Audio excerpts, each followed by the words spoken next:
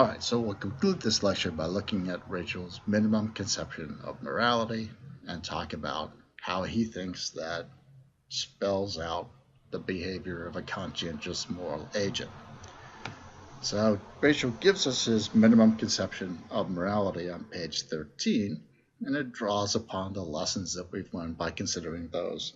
cases. So he tells us morality is, at the very least, the effort to guide one's conduct by reason. That is, to do what there are the best reasons for doing, or giving equal weight to the interests of each individual affected by one's decision. So for Rachel's,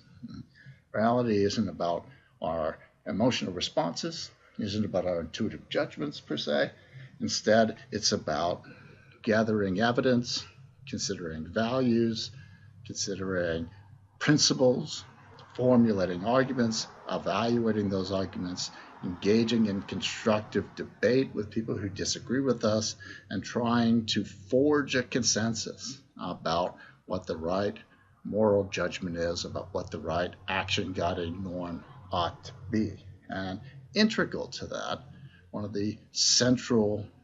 principles in formulating and evaluating these arguments is looking at whether or not they give equal weight to the interest of each individual affected by one's decision. And so for Rachel, to be moral is to be rational, is to be thoughtful, is to engage in an attempt to rationally, systematically make principled judgments about how to behave and about how to guide your actions that are based on considerations of facts, values, and the interests of everyone affected. Okay? So interestingly enough, for Rachel's, compassion isn't directly part,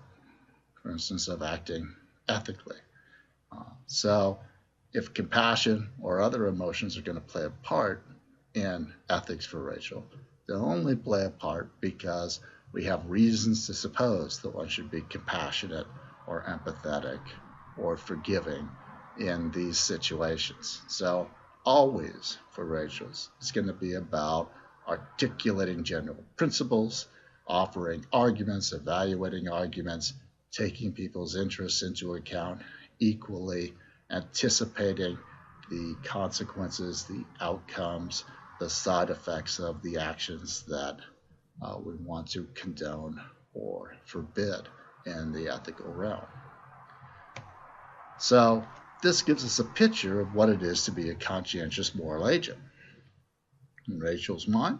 and again, there's a quote from page 13, the conscientious moral agent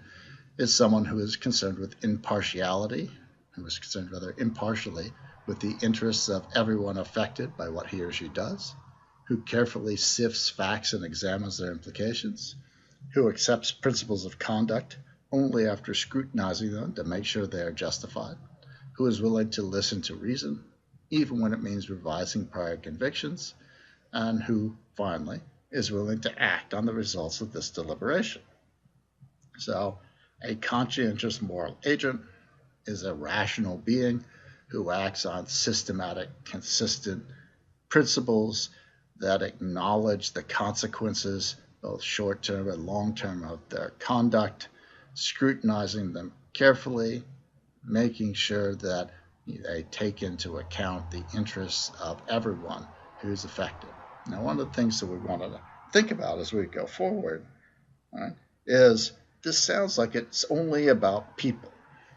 And it sounds like the realm of morality or ethics in Rachel's mind is only about how people treat each other. And so if someone's not yet a person, say they haven't been born yet, or if they lived in the past, or if they're an animal, whether they're a bug or a pet, like a dog or a cat, or a monkey, or there's some other alien, it's not clear that Rachel has this in mind as part of the realm of morality. And so as we look forward, we want to look and see whether or not the interest of other non-human primates, for example, are taken into account in this particular way of going about doing things, and how they could be and whether or not Rachels thinks it's appropriate for us to do so. So this ends the lecture on that first chapter from the Elements of Moral Philosophy, What is Morality?